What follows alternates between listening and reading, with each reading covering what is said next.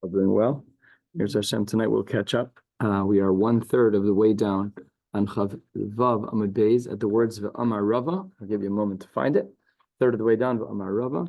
And here we're going to be interfacing with everything we've learned so far, and all of the halachos you violate when you don't do your job as a yid. Amar Rava, Ra'asela Shanafla, you find a coin that falls. Natla, if you took it lifnei yeush, which basically means right away, because the Rishonim here write that we assume that a person is mamashmesh bekisa b'chol shah. So in order for you to pick something up before yeush, I mean, if he's mamash, it has to be before the next time he's mamashmesh bekisa. So it's happening right away.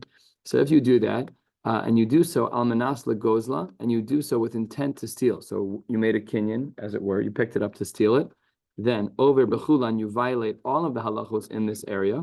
Mishum lo sigzol, mishum hashev to shivim, mishum lo suchal lihis alem. So there's the iser lav of lo sigzol, an iser asay of hashev to shivim, which you missed the opportunity to do, a bitul asay, and mishum lo suchal lihis alem, which is an iser to not return. So you hit the trifecta. The afal gab.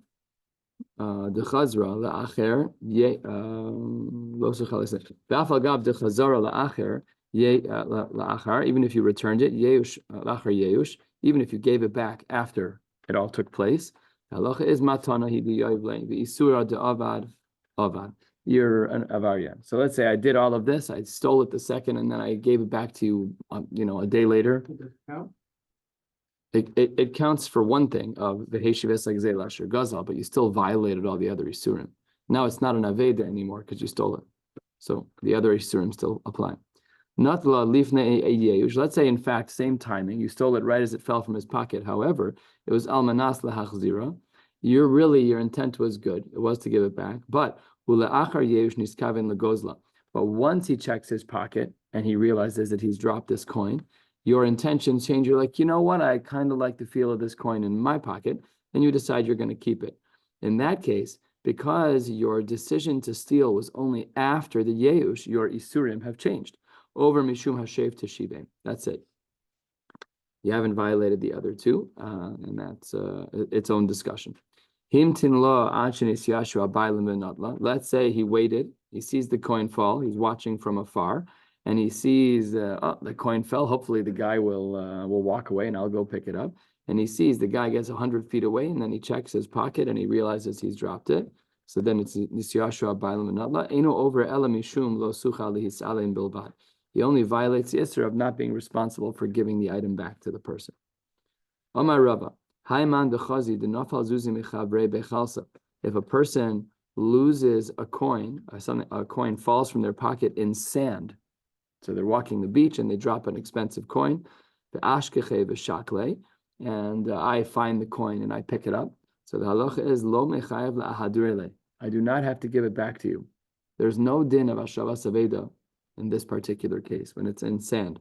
My time, because ahu denofal mine meyaeshu. It's going to automatically be yeush because afal gav dechazye. Even if we see the original owner, and he comes back to, I say, arbela v'kam arbel. He comes back with a sifter for sand, and he starts sifting the sand. He's one of those guys with those beeping machines. He comes back. We still don't assume that he's come back for his own item. We assume Omar ki hechi denafol minoi didi hachi nafol miinish achrina mishkachna midi. He's just a coin collector, and he knows that a beach is a great place to look for things. Namely, this is basically like a Rishus Harabin because there's just so much stuff in sand. I don't want to ruin your next vacation, but sand is disgusting. So it's filled with stuff, and it's gross. What? Yeah, it's disgusting. What vacation? You say weird. Yeah, all true. So this guy, he was miyai. He's like, oh, did I leave it on the beach? Oh, forget it. I'm definitely miyai. And again, we see him there an hour later with his little sifter. He's not even looking for his own stuff anymore. He's just looking for coins. That brings us to the next Mishnah, toward the bottom, 2/3 of the way down, a little bit more on Chavav Amud Beis. Matzah bechanus. Let's say that you find a lost item in a store. Harei elu shalom. It's yours to keep. However, bein hateva ulechenveni shel chenveni. If it's from the table where that separates the store from the storekeeper and the storekeeper. Let's call that the counter, right? I'm envisioning 7-Eleven. So if I find a lost item on the floor by the aisles, I can keep it. But if I find an item behind the counter where the workers stand, that's shel chenveni. And similarly, when it comes to the people who are the people who change out money, lifnei shulchani hare elu shalo. If it's in the open space in the store of a shulchani, you get to keep it. Bein hakisei ula shulchani hare elu shel shulchani. However, if it's on the side of the shulchani, if it's on his side, we didn't discuss the table itself, which is going to be a discussion in the Gemara. If I find a lost item on the desk in 7-Eleven, who does that belong to? We're going to discuss that today in the Gemara. But the Gemara only discusses in front of, where the masses shop, and on the other side where the staff stands. But what if it's in the middle? We'll discuss. So they assume that where the staff stands, it has to be theirs, or that the area itself is corner of the. It says it's shel chenveni. We assume he owns it. We assume that he owns it and they drop it, right? Yeah, we assume it's his. It's not this. It's not even in the realms What of. are you doing on the counter at 7-Eleven? Fine.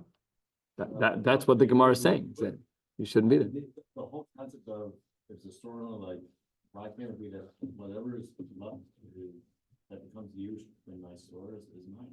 Automatically, you not have the right. It's your private domain. Why is it? It's not a private domain. The store owner, It's Rishus HaRabim in a way. It's Rabim, whatever the language is. It's commercial You know. space. Yeah. You're pulling real estate terms. Gerald, no one's buying a building in here right now.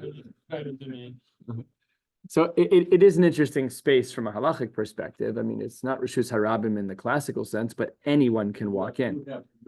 I know, but it's not like your house. I can't walk in. That's also more accurate and historically speaking, but it doesn't matter because your house is I can't walk into your house without knocking. 7-Eleven, you can walk in whenever you want. Did you see the crime yesterday that was done in a 7-Eleven in New York? Some guy took 12 eggs from the back, pelted the guy behind the counter and stole a bunch of things and walked out. Yeah. As long as it's not worth like $900, he's not going to jail anyway. Unbelievable. It's reparations. No, I'm just saying, like, I think it's $900 in New York. You don't get prosecuted if you steal less than It's $900. ridiculous. It's ridiculous. All right, so that's what we've been discussing in regards to the store model. Lifnei shulchani hare elu shelo, bein hakisei ula shulchani hare elu shel shulchani. Halokech peros mechavero. If I buy fruit from a friend, osha shilach lo chavero peros, or I send peros to my friend. Umatza bahen maos. And mixed into the basket were some extras. I noticed some coins. Hare elu shalom. No din of chazara. The coins are yours. Im hayut serurin. However, if they were wrapped up, they were in a little baggie, whatever the case may be, in a wallet, no telu machriz, then you have to be machriz. It's an interesting language of being machriz, and it's not. I know exactly who it belongs to. So what's Right? it should be machzir.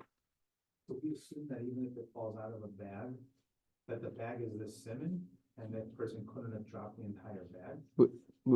You're creating a new case. This case was not that. This case was I bought a basket of fruit and I found 5 quarters at the bottom.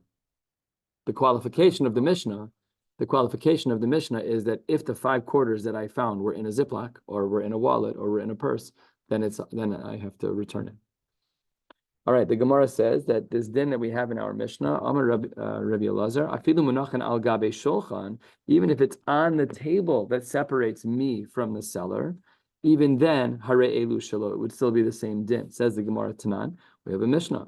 Lifnei shulchani hare elu shelo. What does that imply? Ha'al gabe shulchan de shulchani. That implies, so now we have a stira now, because the line of Rabbi Elazar in the beginning is his own sushtel. But when you're medayik from the Mishnah, it doesn't seem to be like Rabbi Elazar. Rabbi Elazar said it's still hare elu shelo. The problem is that if you say lifnei shulchani hare elu shelo, then ha'al gabe shulchan de shulchani. And ema seifo, that also would be a problem here because bein hakisei elu shulchani shel shulchani ha'al gabe shulchan shelo. So we have opposite inferences from our Mishnah. It's very difficult to analyze our Mishnah to try and figure out about the table that separates me from the seller. So we've seen this in Shas many times, that sometimes we try to make diukim from a Mishnah, but when a Mishnah has perfectly opposite diukim in the Mishnah, it means that the Mishnah was not meant to teach that din. That's what the Gemara says here as well. 8 lines from the bottom. That is a diuk you're not allowed to make over here. Namely, Rabbi Yehuda Nasi, when he wrote this Mishnah, when he wordsmithed it, yes, you're making a diuk, but it's a diuk you shouldn't be making, because by virtue of the fact that you can make opposite diukim in the same Mishnah, it means that wasn't his intent. How is that like a lost topic? It's perfectly normal for money to be. Who says it could be a puppy? Who says it's a lost? That doesn't have to be anything from the store. It could be any. It's obviously not an item from the store. I would say, saying if it's, I know David likes the Texas rolls. You were talking the cinnamon rolls. So in 7-Eleven, that's how they make their money from people like David. Yeah, they really make their money on the Dr. Pepper, but we can discuss that later. So if you're talking about an item in the store, I'd imagine that's not what we're talking about. I think we're talking about an Aveda. We're talking about something that doesn't belong. Something they don't sell. It has to be something that they don't sell. Did they get a commission on lottery tickets? 5 cents, Yeah. 5 cents a dollar. If you win big. 5 cents a dollar 5 cents per dollar. on sale. That they sell, and then a small percentage of whatever the Okay. winning is. Up I to a didn't know max it of like was sell. 50,000 or something. Yeah, it's 1.1 billion. Right there, I'm sorry, I just wanted to wrap it up, 7-Eleven. I got you. I didn't say. We're gonna start selling lottery tickets here in the McCoy lobby. Okay, let's go. So the Gemara says, all right, look, I understand we can't make this diuk from our Mishnah. If so, where did Rebbe Lazar get his din from, that the table belongs to the person who's visiting? Hare elu shelo, where does that come from? So the Gemara says, Rebbe Lazar ha minale. How does he know this din that he said at the open of our Gemara, that afilu munachin al gabe shulchan, that hare elu shelo? The Gemara says, Amar Rava. The answer comes from Rava. Mas nisim kshise. He had a difficulty within our Mishnah, and because of the difficulty within our Mishnah, we therefore concluded that that in a case where it's on the shulchan, hare elu shelo. What was the difficulty? The tani bein hakisei l'shulchani shel shulchani. That we said that if it's between the chair and the shulchani, meaning between, we were using the word table. It's an interesting turn of phrase. It must have been what they called it in the shulchani. So there we said it was shel shulchani. Why didn't you just say listening ala shulchan? Just say what you mean. If it belongs to the shulchan, then say the shulchan and beyond. Don't say beyond the shulchan. Just be more clear. Binami, or you could say matzah b'shulchanos. Kedekatani reisha matzah b'chanus shelo. Ella, it must therefore be shmamina afilu munachan al gabe shulchan areilu shelo. Because the Mishnah didn't say the easier, more clear option, it must therefore be like Rabbi Lazar said. So Rabbi Lazar was trying to make the same diuk from the Mishnah, but not diuk in words. But diuk, I guess it is diuk in words, but not what we thought.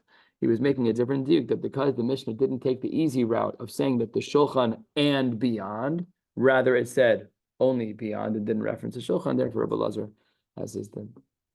2 lines from the bottom. Alokech peros mechavero. Amar reish lakish mishum Rav Yanai lo shanu ela belokech min hatagar. If you're buying from a merchant, top of Chav Zayin Amar Aleph, aval belokech mi bal habayis chayav lahachzir. That's only true in regards to the payros, that you can keep the money when you buy it from a merchant. So you buy your apples, you find your 5 gold coins at the bottom. You can keep it if the person who you bought it from is a tagar, is a merchant. He's a door-to-door salesman. By the way, the language changes here. Our Mishnah had said earlier the different language of notelu machriz, and here the language is lehachzir, which is a little bit more pashut. I don't know that I'm right about this language distinction, but it does strike me still that the language in the Mishnah is weird. And here the Gemara doubles down and says, look, well, the same thing is true, but with the next Mar Makom. When can I keep the 5 gold coins I find at the bottom of the basket? So that's only true, says the Gemara, when I'm buying from a tagar.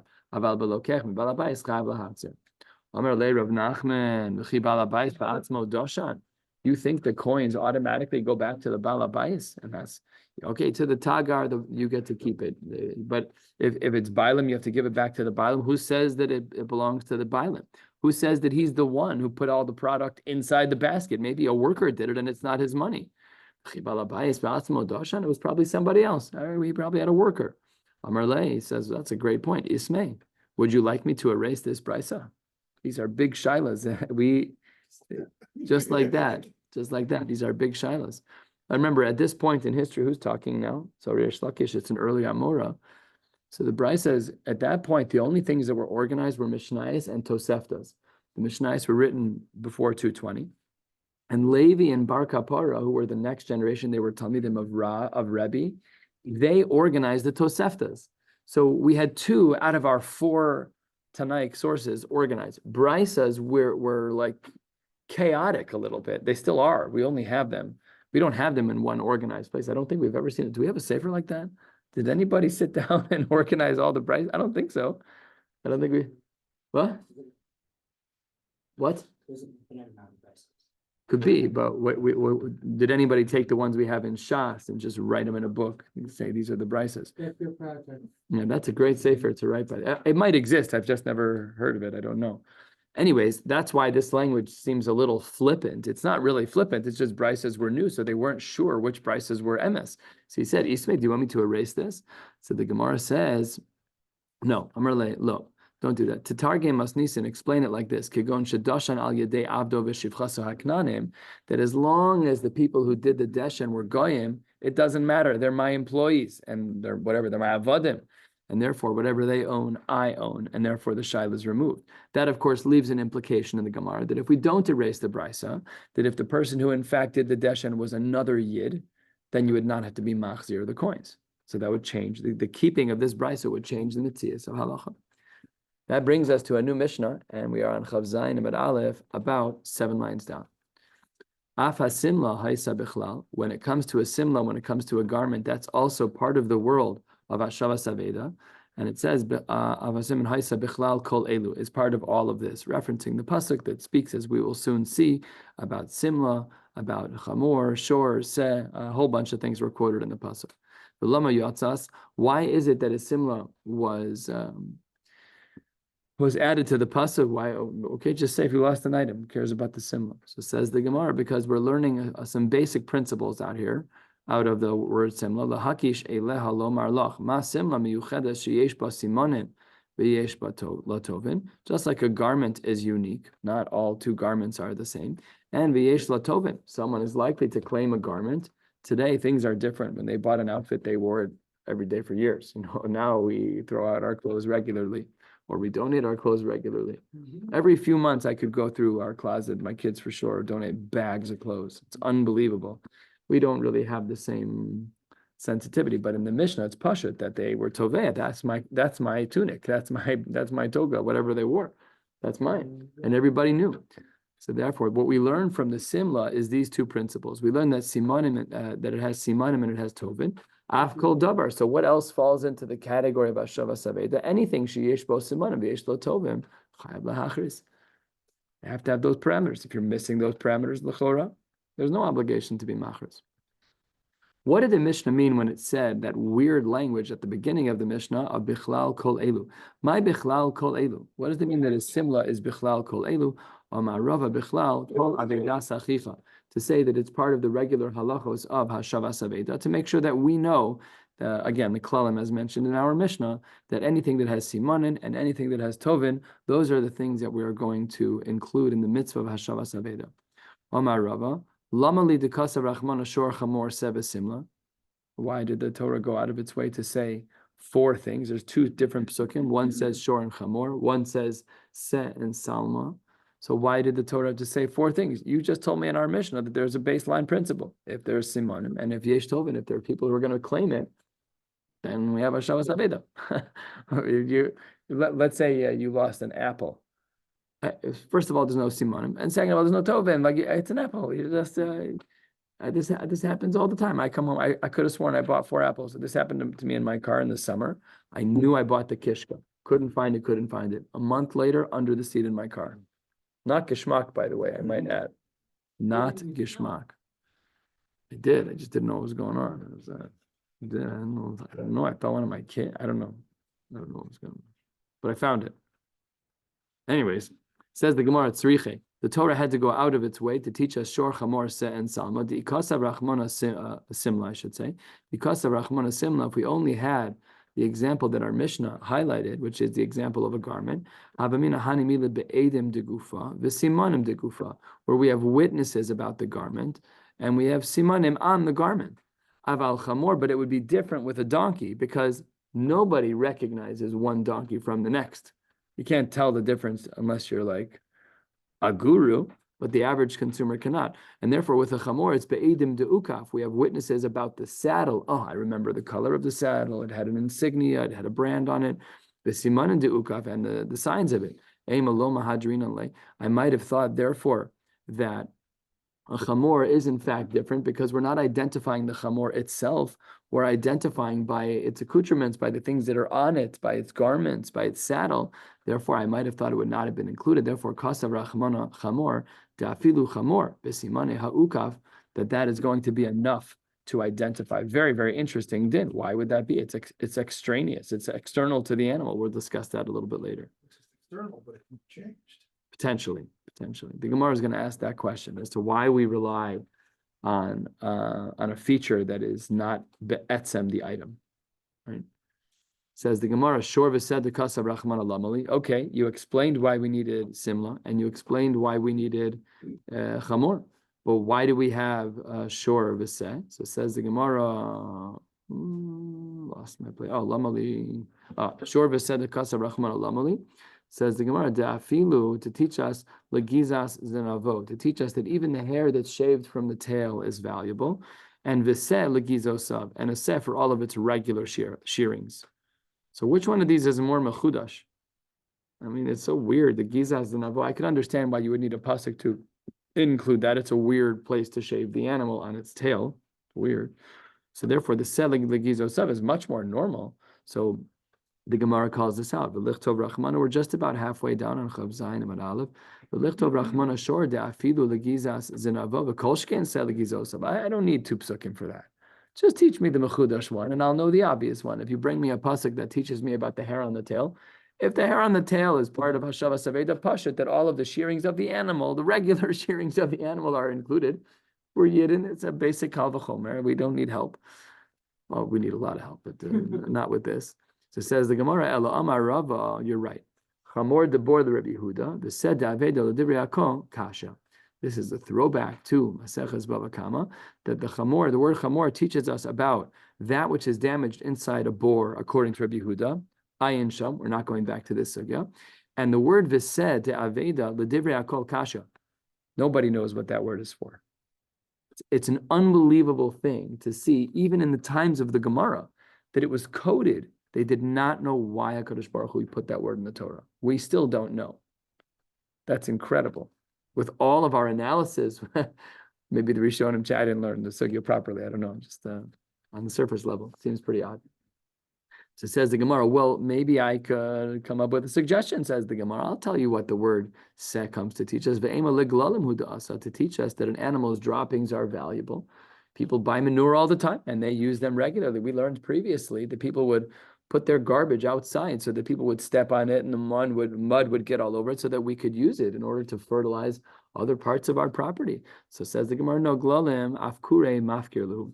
Without even negotiating, the Gemara says that nobody does that. I don't know why anyone would not do that. The Gemara just takes it at face value. Rashi says, afkure mafkirlu lemisha tarachbo velo asakra le ribuyainhu de ein lo tovinhu. So the Gemara Rashi gives a halachic answer. There's no tovin. No one would ever say, "Oh, you had my animal. Let me collect the droppings." And we're not familiar with the culture, but that was apparently the standard back then. So therefore, the word "seh" is still left over. Vidilma l'simanin hu de'asa. Now we're going to get into another sugya. The sugya we're about to get into, and it's going to cover some ground between now and the end of the day, is whether or not simanim have a status of a din d'oraisa, yes or no? This is a big sugya, as we'll soon see. So maybe the word seh, says the Gemara, is coming to teach me that simanim are d'oraisa. The Ibailan, there's a general question of simanim d'oraisa o d'rabanan, and kasav rachmana seh de'afilu b'simanim mehadrinan, that even when it comes to a seh, we would, even when it comes to a get, for example, mehadrinan, we would give that get back, or any item that has a siman on it, mid'oraisa, we would give it over. And we'll see soon the nafkaminas in regards to this. Says the Gemara, v'simanin de'oraisa, and therefore we would see that the word seh would teach us that it's a din de'oraisa. The Gemara says, not so fast. Amre, midikatani lehu, tana l'simanin gabe simla, Dekatani, masimlos miyuchedes, masimlo miyuchedes sheyesh ba siman v'yesh la tov and chayav l'hachris. Av kol davar sheyesh ba siman v'yesh la tov and chayav l'hachris.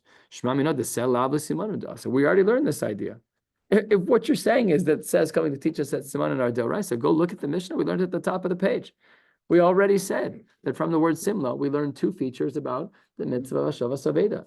It needs to be that there are simanim, and it needs to be that there are tovin. So the word seh doesn't come to teach us.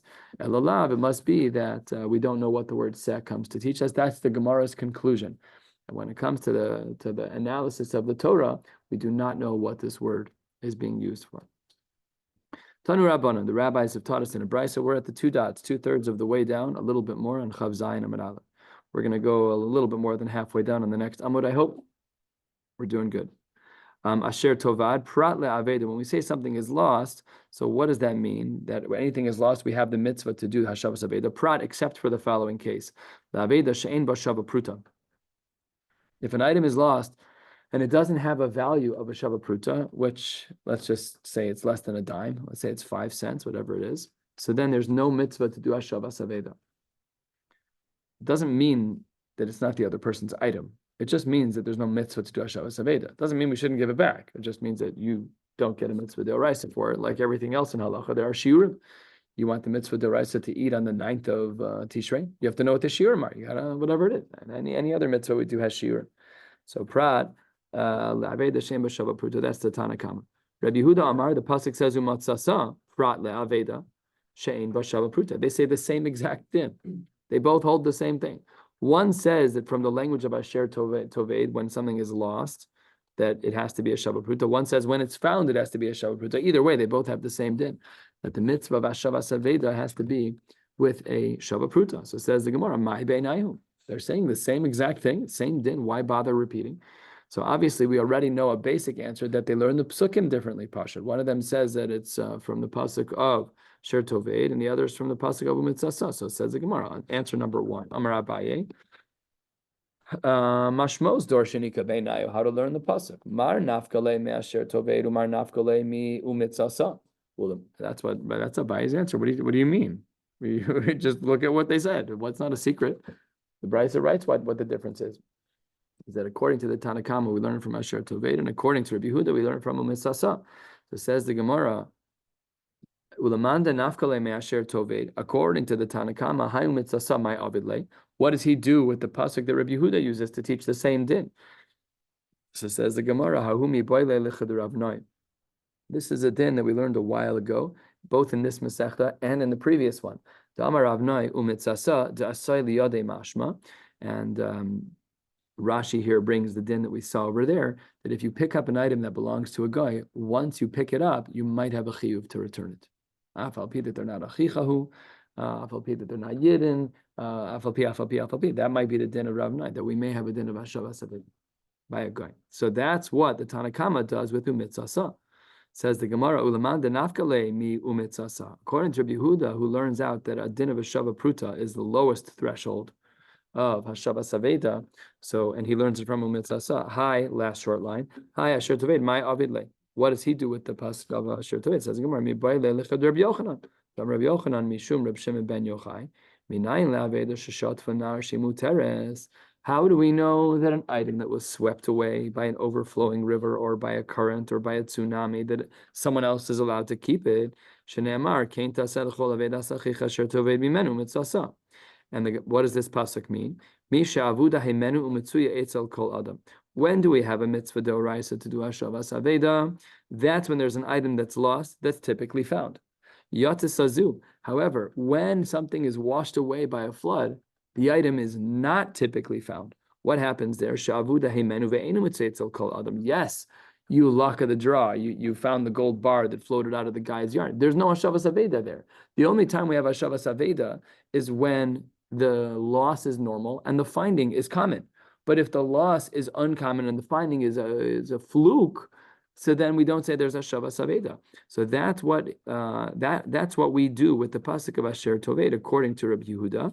Rabbi Yehuda would say that the pasuk of Asher Toved teaches us the din of Shatfa Nahar, that's your pasuk, that's your pater from Hashavas Aveda. I ve'idach, flipping the shitas, how does each one learn the others? Hadar of Nai Minale, according to the shita that doesn't learn Rav Noi from Umitzasa, namely Rabbi Yehuda, where does he know the din of Rav Noi? That if you pick something up, you might that belongs to a guy, you might have a chiyuv of Hashavas Abeda. Minalei, so says the Gemara, Nafkalei mi Umitzasa. He learns it out from Umitzasa. The idach. What about the other shita? Had Rabbi Yochanan minalei nafkalei mimenu. He learns it out from the word mimenu. The idach mimenu lo mashmalei, and the other person doesn't learn from the word mimenu and shalom al Yisrael. So basically, it seems that nobody really disagrees with the what. We're just disagreeing with the drashas. All of this is shitas Abaye in our understanding of the brisa, the two dots of the two shitas of Shava Pruta. However, 7 lines or so from the bottom, Rava Amar, no.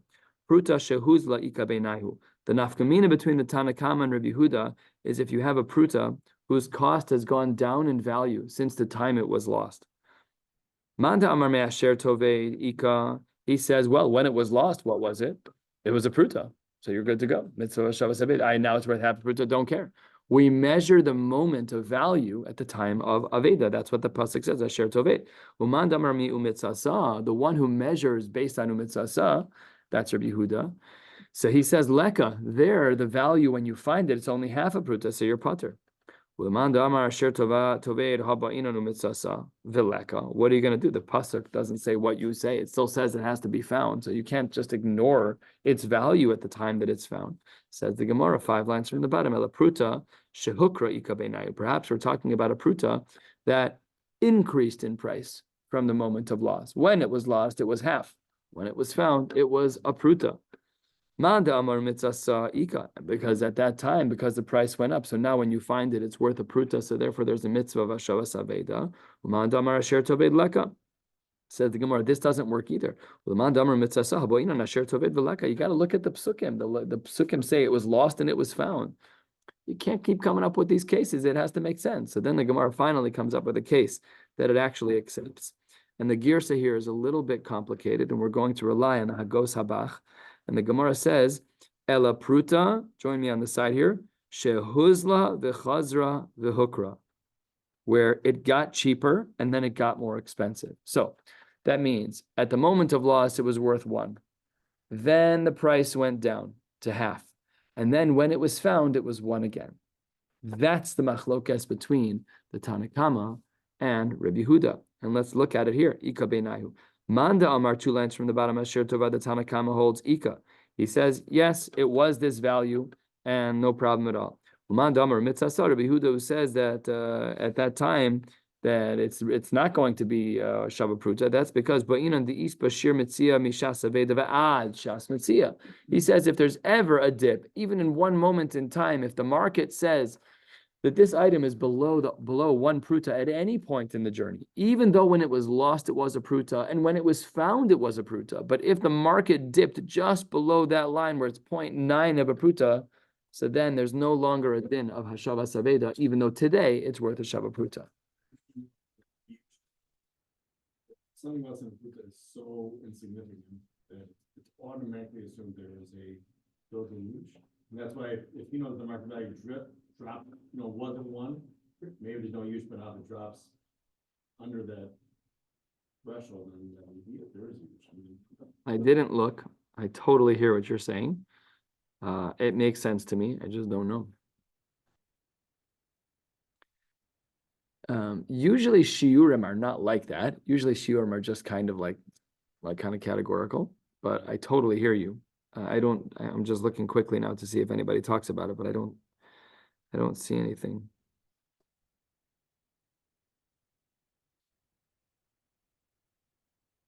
Yeah. I don't see anything. Yeah. I don't know. Rashi doesn't seem to reference it. A great question. I don't know if it's just like this is the Torah's shiur and therefore it is what it is, or if it's okay. All right, let's jump into this bigger sugya now. We're at the very bottom line of Chav Zayin Amud Aleph. Ibaya luhu siman deoraisa o derabana. Do we say that a siman, as it relates to the need to return an item, is that a din deoraisa or a din derabana? My nafkamina. So Gemara wants to know what's the difference. The Gemara responds, "Lahadure get isha b'simanim." The nafkamina would be is if a get is the lost item, do we have an obligation to return it based on simanim? If you want to say that simanim are deoraisa mehadrinan, and then the woman will therefore be divorced. You're returning the item, she's divorced. And if you say that the institution of simanim is only a din derabanan, then ki avu rabbanim takanta b'mamona. We wouldn't have extended the concept of simanim outside of the world of mamanis, and therefore aval bi'isura lo avu rabbanim takanta. So we don't know. If it's a din deoraisa, it applies across the boards, leisman de public. But if it's only derabanan, the Gemara's assertion is that it would only apply by mamanis and not by isurim, and therefore you wouldn't return the get, and therefore she wouldn't be divorced. So siman and deoraisa or derabanan have massive nafkaminas in the space of isurim, and in this particular case, the example is get, but it's any case of isur, because mamona me isura lo yalfin, and we can't really learn one from the next. So Tashma, let's try and ask and bring some proofs. We're on Chav Zayin Amud Beis, 4 lines down. This is our Mishnah. Af hasim lo haisa bichlal kol elu, v'lama yotzes lahake shele v'lomar lach. Why did we specifically highlight a simla to teach us ma simla miyuchedas sheyesh la siman v'yesh la tov and chayav lahachris af kol davar sheyesh la siman v'yesh la tov and chayav lahachris. This was our Mishnah. Our Mishnah taught us that we have 2 features that seem to be the requirement for Hashavas Haveda. One is that there are simanim, and 2 is that there are people who are interested in the item being returned. So what do we see from our Mishnah? That simanim are doraisa. That's the assertion of the Gemara. The Gemara says not necessarily. Really, Tana Tovin, it's tzricha. Really, the case of the simla was only brought because people need their clothes back. We see this all the time. 1 shoe left in a car, 1 shoe on the street. How did you get home? What happened? So like when we see those things, they're very hard for us to understand. That wasn't their culture. They had 1 pair of sandals. Whatever they had, it wasn't the whole different world. So the Gemara says it's only about Tovin. It really wasn't about Simanim. And Simanim Kedei Nisba, it only was Agav. So maybe perhaps in our Mishnah, it isn't Deoraisa like we thought, and therefore that's not a good Mari Makom to learn from. Let's try answer number 2. 10, 12 lines down, Toshma. Chamor besimane ukaf. What did we say? We said on the previous page, the reason why the Torah used the word chamor was to teach me that I'm allowed to use an ukaf, the saddle, as a siman. That's a pasuk in Chumash. Shteit, it's chamor. Therefore, it must be that they're a din deoraisa. Says the Gemara, I mean, perhaps, but perhaps it's not the simanim of the ukaf that we're using. Perhaps it's the ede ukaf.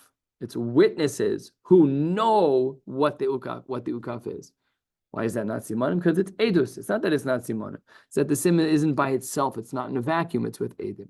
Let's try the third Mari Makom. Toshma. The pasuk says that it is with you until it is not with you.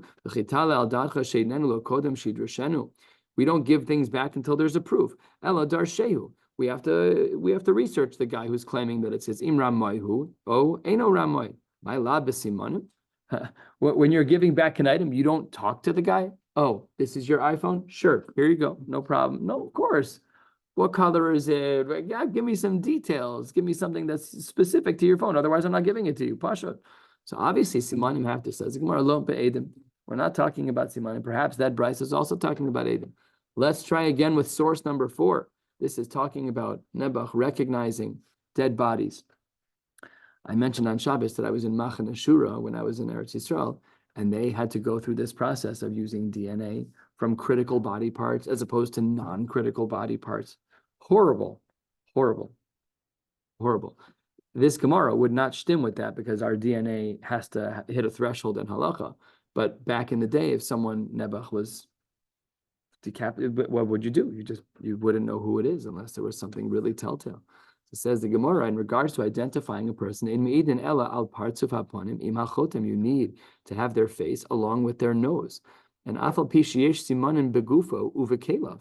This is true, even though they may have a unique feature on there. I have a unique birthmark on my left arm. Okay, so then maybe they'll say that's a unique birth. No, shma mina simanin lav deoraisa. Oh, we see from here that the siman, if you need your face with a nose to be identifiable. Otherwise, the simanim don't work. We see simanim are not deoraisa. Says the Gemara, no, Amri, no. Gufo de aruch the goats. when it comes to identifying a body that's tall or short, there's a lot of people who are tall or short. He's 5'2", he's 6'1". Who cares? That's not helpful.